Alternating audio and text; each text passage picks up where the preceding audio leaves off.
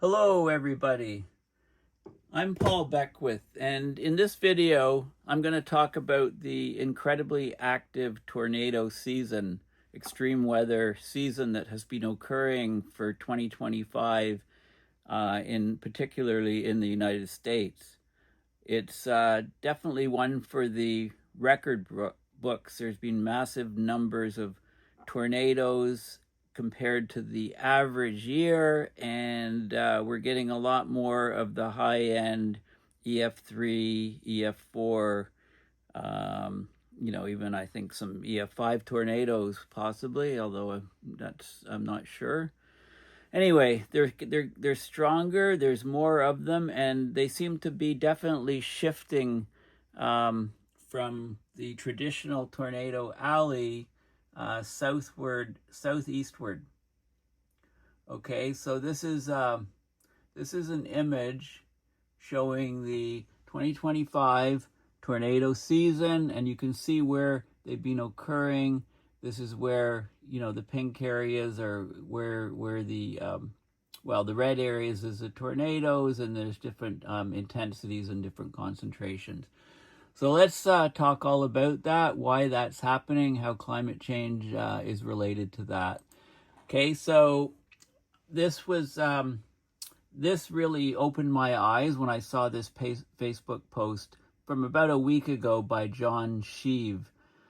So as of May 22nd, there was 2,046 tornadoes in the U.S. just since January 1st. That's more than for any entire year on record, the whole year. The annual average of tornadoes is about 1,200 tornadoes, and that's up quite a bit from the 60s, 70s, 80s, and I'll show you some data with those numbers back then. There's also been a record number of potentially dangerous situations, tornadoes and tornado emergencies, basically. Okay, so I'm going to show you images from prior years, from 2024, 1985, 1975, 1965, and you can see that the activity, it's shifting to the southeast. And that's due to a number of factors involving climate change. So the so-called dry line is shifting east. That dry line is the line that separates moisture. Temperature is the same on both sides of the dry line, but on one side you have very, very dry air, west of the dry line in this case, and just east of the dry line you have very humid air. It's a very sharp transition. This is an area in Tornado Alley where lots of these tornadoes form. The dry line is often talked about, it's very important, and it's shifting east due to worsening droughts in the southwest, making that air drier, and also in the Great Plains, the droughts. And yet we're getting more water vapor over the southeast U.S. because we're getting higher sea surface temperatures in the Gulf of Mexico, more water evaporation, so more air that's more humid. It's got more water vapor in it. Also, we have better detection and better instrumentation to detect when tornadoes actually hit. There's more tornadoes occurring in the more populated areas of the southeast. So the population density is much higher in the southeast compared to the Great Plains and the traditional tornado alley. So these storms aren't being missed. People are seeing these and they're becoming more dangerous. We're getting often more dangerous nighttime tornadoes that are increasing. Meanwhile, there's been severe cuts to the National Weather Service and reductions of personnel in the U.S., and this is causing extra problems with these tornadoes. I talk about it as a golden shield for extreme weather. So we've had a decent golden shield for extreme weather, like tornadoes, hailstorms, tropical storms like hurricanes in the U.S. Not only have they been forecasted with greater skill, but once they occur, there's more warnings, etc. And once they cause damages, FEMA's there with money to get people on track again. All of those components are being reduced. The present U.S. government is dismantling the Golden Dome for extreme weather. That includes the tornado outbreaks and also the tropical storms like hurricanes. So the Golden Dome is weakening. It means people in the U.S. are going to be much more vulnerable, as we're already seeing that with these tornadoes this year. So in 2025, the Northern Hemisphere polar jet stream, it's been mostly deformed, chaotic, elongated meridianly, so it's moving more in the north-south direction, and it's shredded and fractured. So when we get a more deformed polar jet stream, we get more atmospheric helicity. Helicity is a measure of the tendency of air to spin up vertically. So it's the spinning of the air. So it's more likely to happen with a greatly distorted jet stream. And of course, why is the jet stream distorted? Because there's huge accelerating warming in the Arctic. So the Arctic is warming much faster. The temperature gradient to the lower latitudes decreases. So the jet stream slows down and gets wavy and stuck in place. I may sound a bit like a broken record when I say that, but that's exactly what's happening here. So in the Arctic, temperatures were a stunning 10 degrees Celsius, which is 18 degrees Fahrenheit, more than the average for the date of 3 months running from January 1st to March 31st of this year.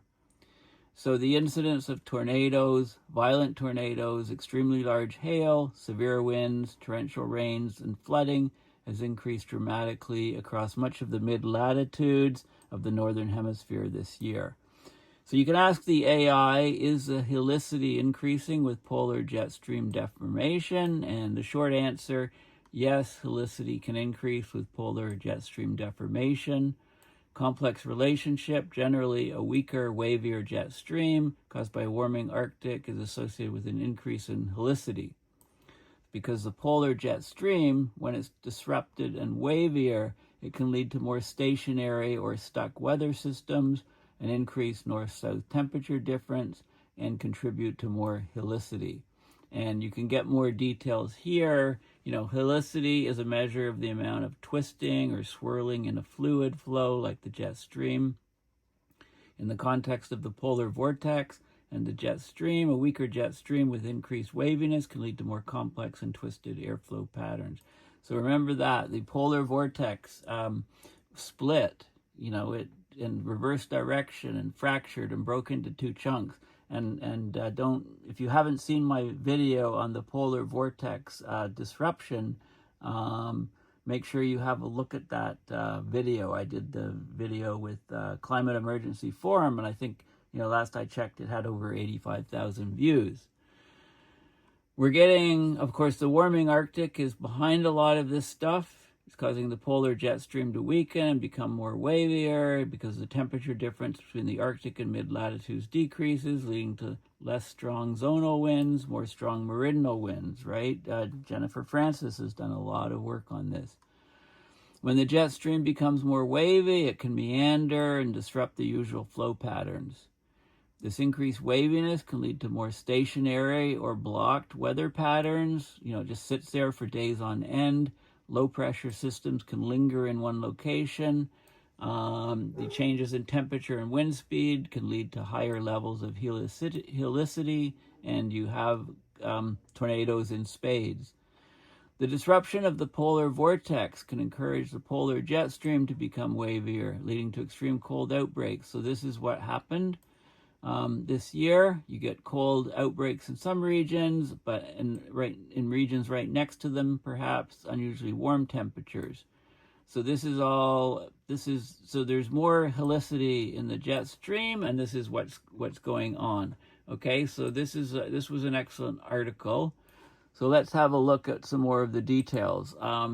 This is where Tornado Alley is right now. This is considered Tornado Alley, but this is shifting to the east and it's shifting southward.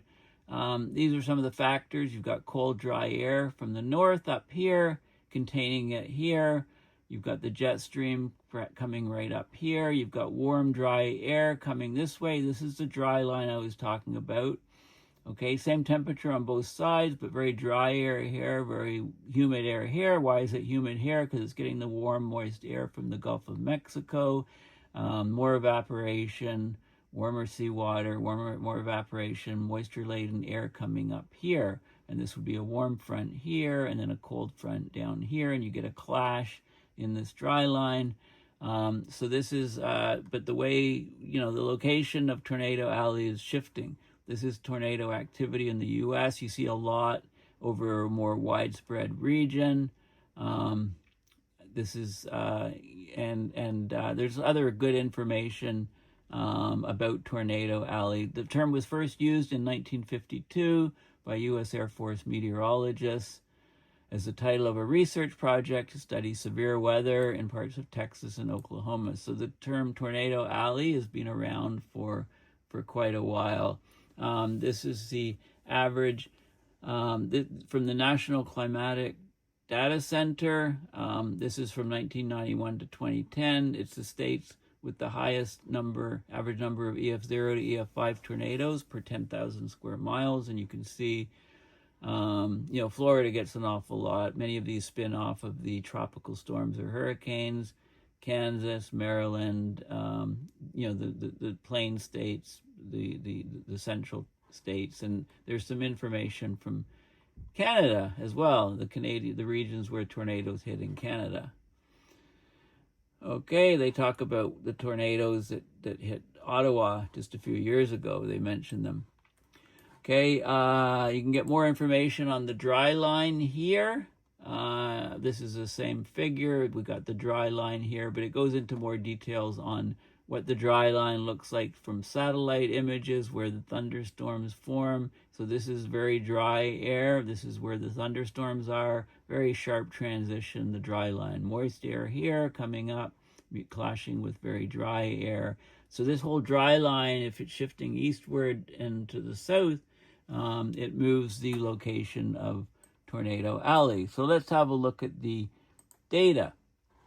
Okay, so this is 1965 tornadoes, total just under 900, and there was one EF5, and there was 30 EF4s, 67 EF3s, 248 EF2s, 258 EF1s. That was back in 1965. You can see quite a spread here. Let's move up 10 years. Okay, similar number in total, 919. Similar spread of tornadoes. Let's go closer to the future. And this was a relatively quiet year, 1985. It ranked 45 of 60 years, 684 tornadoes. And that ranking is from 1952 to 2011 for this data, so it's a bit dated. Okay, but you can see the distribution, similar. And now we can go to this is tornadoes, U.S. tornadoes of 2024, and you can see where they were occurring last year. There were 1601 tornadoes, quite a bit above the 1200 on average in recent years. You can see, clustering here, but the Tornado Alley perhaps is spreading out. We're getting more of these clusters of large numbers of tornadoes in these regions.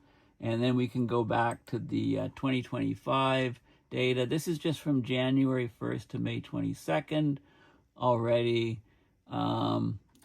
over 2,000 tornadoes. The number was 2,046 a week ago, so that's gone up. I know there was a cluster a couple nights ago, another one last week, so that number is higher now. Average year is 1,200. Okay, so that's happening. Why is this happening? Well, let's go and look on Earth Null School, 250 millibar winds. Of course, this is the jet streams over North America.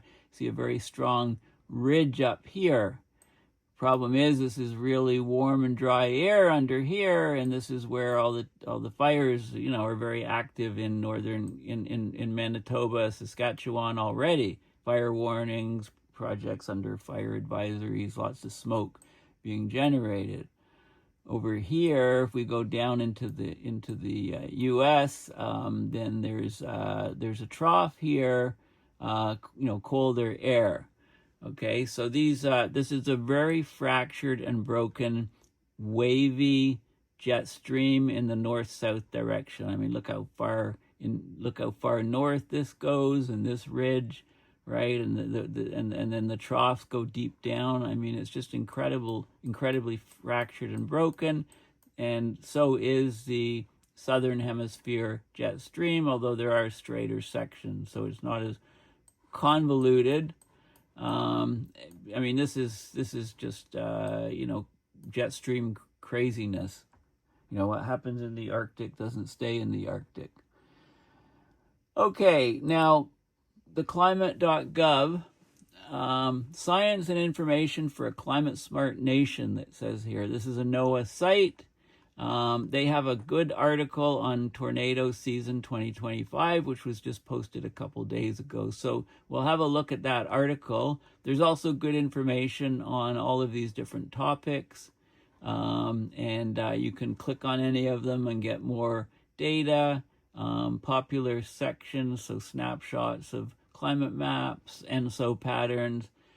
You can look at historical and country level, county level climate data, Climate Explorer, Event Tracker, extreme weather events, etc. So that's a great site. So just let's look at this particular article. Okay, so tornado season 2025. It was very active through April, and it also kept pace in May. So here we are, end of May, and we've had a very, very active year so far. So this is a post by a woman in the Department of Geography and Spatial Sciences, so GIS, at the University of Delaware. So she specializes in diagnosing the influence of climate on severe convective storm risk. She's also a blogger at Season Chaos, and we'll look at her blog in a minute. Okay, so we've had a very active 2025 U.S. severe weather season. Preliminary storm report data from this. There's something called the Storm Prediction Center, and I'll show you their website. They suggest well above average February through April, and that's resulted in 35 deaths. So what goes into an active tornado season? Well, if there's a La Nina, that increases the chance for more tornadoes. The cooling state. El Nino, fewer likelihood of tornadoes and active weather like that in the U.S. You get different extreme weather in different locations with both of those phenomena.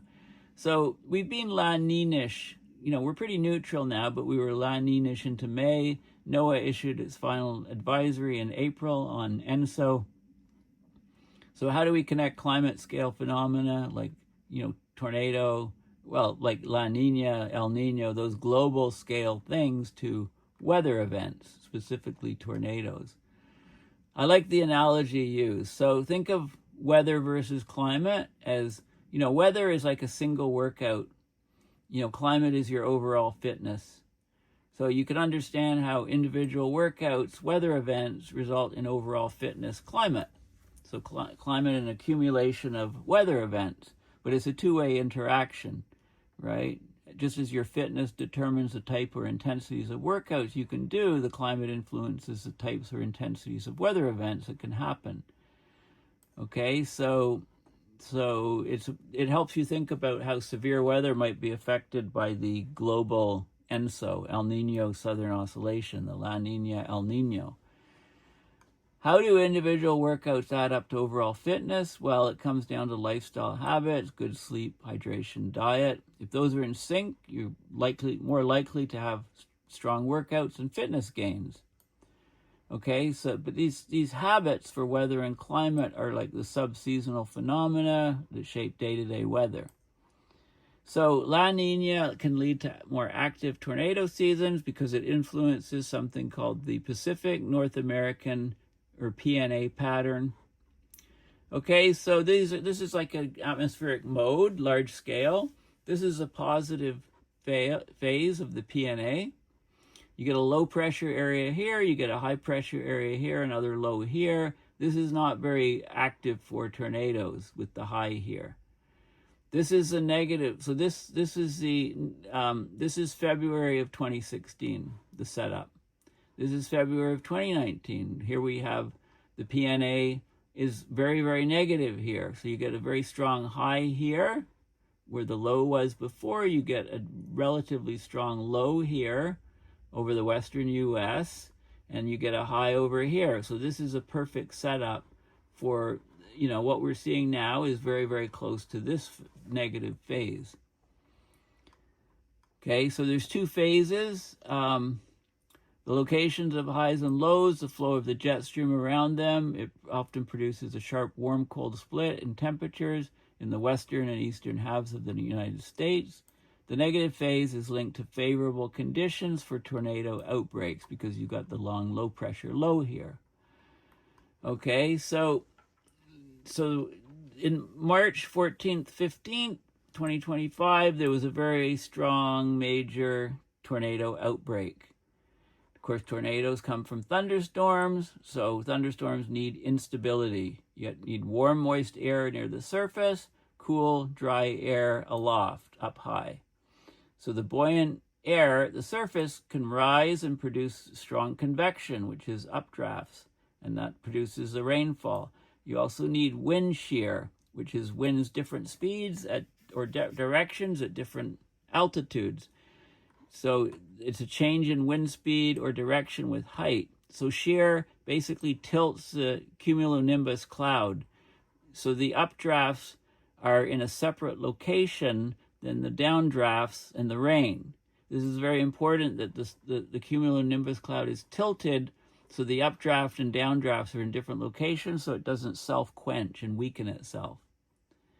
So they looked at regions in the US for that tornado outbreak where the convective rainfall, so convective uplift and rainfall was occurring in those days.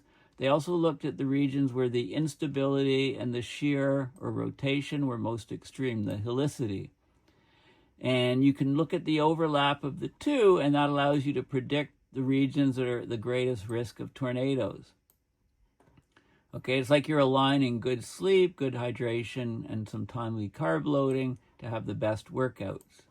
Okay, so this is the accumulated convective precipitation. This is where all the tornadoes occurred in that outbreak, the red dots. It's the same on both plots. But this is the total convective precipitation, millimeters per day, where it was strongest, and it aligns perfectly with where the tornadoes are.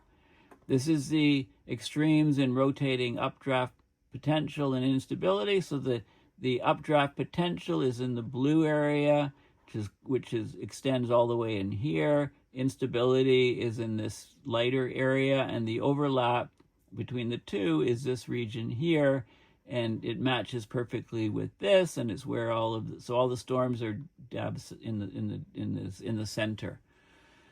Okay, so why did these tornado-friendly conditions occur? Where and when they did? So this was the pressure. This is the 500 hexapascal. That's halfway up through the atmosphere. The geopotential height. So this is the low, strong low here, strong high here.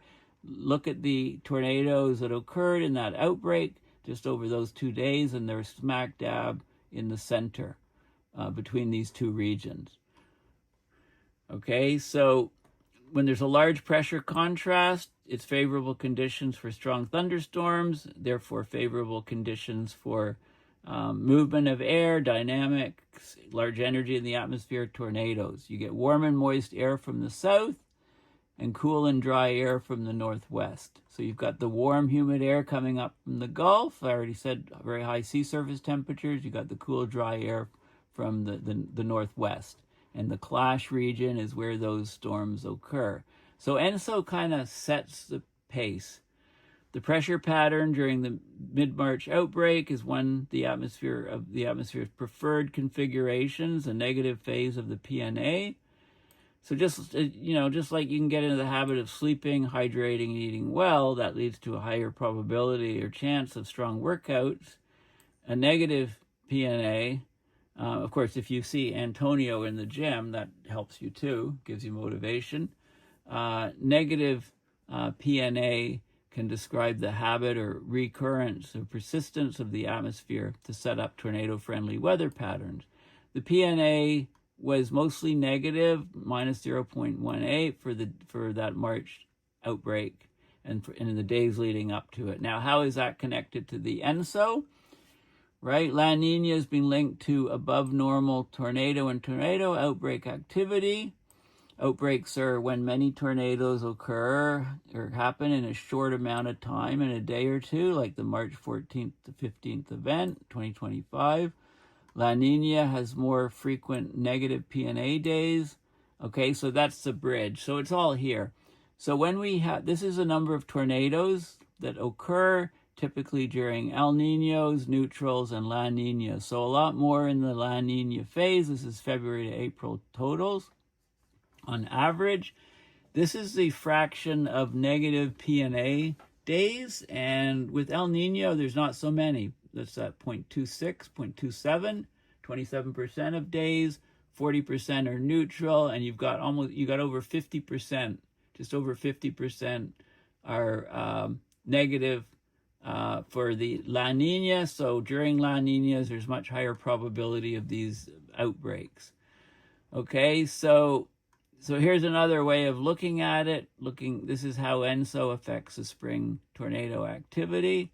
And there's something called the relative oceanic Nino index. So we've got, we've got El Niños here, and La Ninas here, and this is the relative oceanic index. And you can see the general curve is sloping here. So up in this quadrant, there's La Ninas occurring and above normal tornado activity. So all those dots coincide. This is La Nina with below normal activity. When you have El Niños, there's very few up in this quadrant. There's very few above normal tornado activity seen and a lot more below normal with the El Nino. Okay, so you can see the relationship, and it's also plotted adding color, where the color is the frequency of the Pacific North American index. So less frequent negative PNA, more frequent PNA. And when you go into the red dots, you're up in this quadrant. The green dots are mostly down here. So that just shows the same curve as before, and here we are for 2025. We're just getting massive activity. Okay, so there's no sign of slowing it this year. So this was written May 28th. May's continuing the momentum with violent tornado outbreaks May 15th to 16th, and just last week, May 18th to 20th. And I think there was one just last night even, massive damage from these outbreaks. So we need to better understand climate scale, long lead influences on severe weather. Okay, it's very important for emergency managers, for FEMA, for people that forecast the storms, etc. Okay, so we need to have a strong golden dome for extreme weather over the U.S. We had it before. It was getting better all the time. We've taken a big, huge hit with that because of the politics, recently. Same thing, I'm sure many people are dreading the hurricane season. If those paths aren't forecast as accurately as they have been in the past, there could be mass casualties from those events. There's another factor that comes into place, which is the Arctic oscillation. So when we have a positive Arctic oscillation, we get more above normal tornado activity. So March 2025, the AO was indeed positive, 0.56, and that may also be another factor. So the Arctic oscillation. So anyway, it's an excellent article. I'll provide all of the links. And this is the Storm Prediction Center, the the data site for the Storm Prediction Center. If you're affected by these tornadoes, and it's got a lot of data on real-time data on what's happening. So this is the probabilities of severe hail, for example, tomorrow, May 31st. And there's different forecasting trends and watch summaries. They also cover the wildfire climatology, the very dry areas, higher wildfire probability, and so on. The latest, and things are updated. They publish actively on derechos and other things. So anyway, it's a really, and they blog out. So this is, they're blogging warnings about severe storms and severe where outbreaks are expected, severe watches, etc. Okay, so it's it's vitally important for this is really the golden dome of tornadoes and extreme weather. Cumulonimbus clouds, I mentioned that the shear is very important. So you need very strong convective uplift, and you also need shear, which tilts the storm over. So this is when the thing's forming, and in the mature stage, you get the anvil here up at the tropopause, the dividing line between the troposphere and the stratosphere. Right, the air can't rise. Some of it can push over, but it has to have a good upward velocity to do that. So you get the updraft here, and then you get the downdraft here, and sometimes you get cycling of hail within. But if there's no tilt, you can see that the updraft location is here, the downdraft location is here. The downdraft is not quenching the updraft. If there wasn't the shear, or if this thing wasn't leaning over, the downdraft would come up in the updraft and it would soon self-quench. Okay, so I just wanted to point that out. The Arctic oscillation, this is the negative phase, this is the positive phase, so that has some impact, as I mentioned.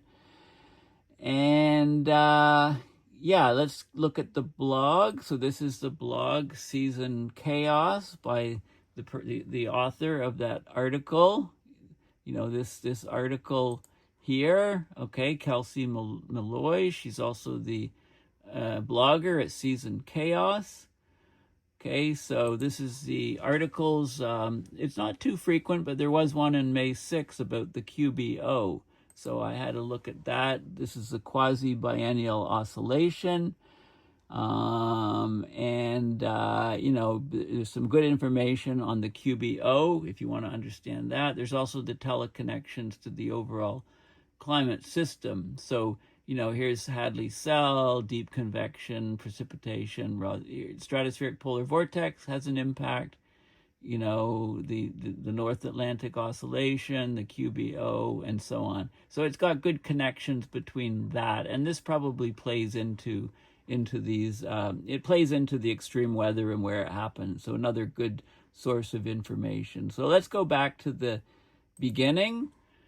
Okay, so this sort of twigged my interest here. Why is this year so active? And I hope I've explained a lot of factors and given you lots of resources to have a look for yourself, especially if you're somewhere within the bullseye of tornadoes in the U.S. and it'll be tropical storms that we're concerned about, and wildfires. The season's really started up in Canada, as I mentioned.